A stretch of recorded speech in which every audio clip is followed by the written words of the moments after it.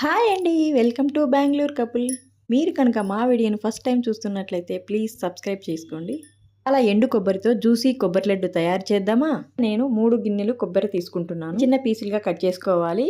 చిన్న పీసులను మిక్సీ జార్లో వేసి కోర్స్గా గ్రైండ్ చేసుకోవాలి. ఇక్కడ నాకైతే 3 కప్పుల దాకా కొబ్బరి పొడి వచ్చిందండి. ముందుగా 2 టేబుల్ స్పూన్ నెయ్యి తీసుకొని కడాయిలో వేసుకోవాలి. వేడయ్యాక జీడిపప్పులు బాదం పప్పులు సన్నగా కట్ చేసుకొని నెయ్యిలో వేసుకొని గోల్డెన్ కలర్ వచ్చేంత వరకు వేయించాలి.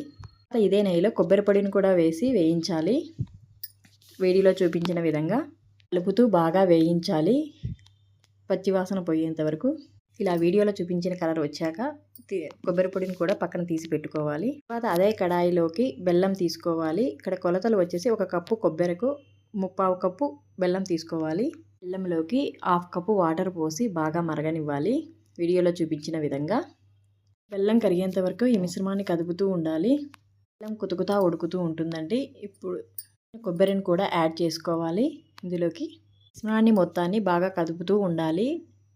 ఉడుకుతూ ఉంటుందని దీనిపైన మూత పెట్టైనా ఉడికించుకోవచ్చు, లేదంటే సిమ్లో పెట్టైనా ఉడికించుకోవచ్చు కదండి. ఈ వీడియోలో ఎలా కుతుకుతా ఉడుకుతూ ఉందో ఇక్కడ కొద్దిగా నెయ్యి కూడా యాడ్ చేస్తున్నాను. తర్వాత 1/2 కప్పు మిల్క్ని యాడ్ చేస్తున్నాను. ఇక్కడ వీడియోలో చూపించిన విధంగా ఇక్కడ మిల్క్ యాడ్ చేయడం వల్ల కొబ్బరి లడ్డు అనేది జ్యూసీగా టేస్టీగా వస్తుందండి. యాడ్ చేసిన తర్వాత బాగా కదుపుతూ ఉండాలండి. ఇక్కడ కూడా కుతుకుతా ఉడుకుతూ ఉంటుంది. ఇక్కడ సిమ్లో పెట్టి బాగా ఉడికించుకోవాలండి. మిశ్రమాన్ని మొత్తాన్ని బాగా మిక్స్ అయ్యేంత వరకు.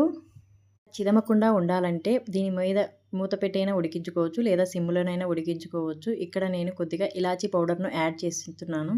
పౌడర్ వేసిన తర్వాత బాగా కలుపుకోవాలండి. ఈ మిశ్రమాన్ని మొత్తానికి అప్లై అయ్యేటట్టు.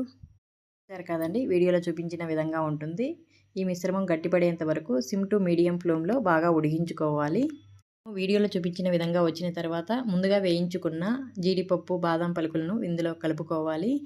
జీడిపప్పు బాదం పప్పులు వేసిన తర్వాత మిశ్రమాన్ని బాగా కలుపుకోవాలండి. ఇక్కడ అన్ని చోట్ల వచ్చేటట్టు కదండి. ఎంత జ్యూసీగా వచ్చిందో మన మిశ్రమం అనేది, కొబ్బరి మిశ్రమము. ఇక మిశ్రమానికి స్పూన్తో తీసుకొని ఉండ అవుతుందో లేదో ఒకసారి చెక్ చేసుకోండి. అయితే పర్ఫెక్ట్గా ముద్ద అవుతుందండి. ఇక్కడ వీడియోలో చూపించిన విధంగా అని కొద్దిగా చల్లారనివ్వాలండి. ఒక 10 మినిట్స్ పక్కన పెట్టండి.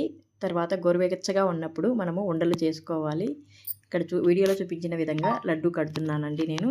చేసేటప్పుడు కొద్దిగా నెయ్యిని చేతికి పూసుకొని లడ్డు చేయడం వల్ల మంటుకోకుండా చేతికి వస్తుందండి కదండి. వీడియోలో చూపించిన విధంగా మిగతా అన్ని లడ్డూలను ఇలా చుట్టుకోవాలి. తర్వాత మనకు ఎంతో టేస్టీ జ్యూసీ అయిన కొబ్బరి లడ్డు రెడీ అయిందని చూస్తుంటేనే నోరూరిపోతుంది కదండి. మీకు కదా నచ్చినట్లయితే మీరు ఒకసారి ట్రై చేసి కామెంట్ చేయండి. Please subscribe. Thank you for watching.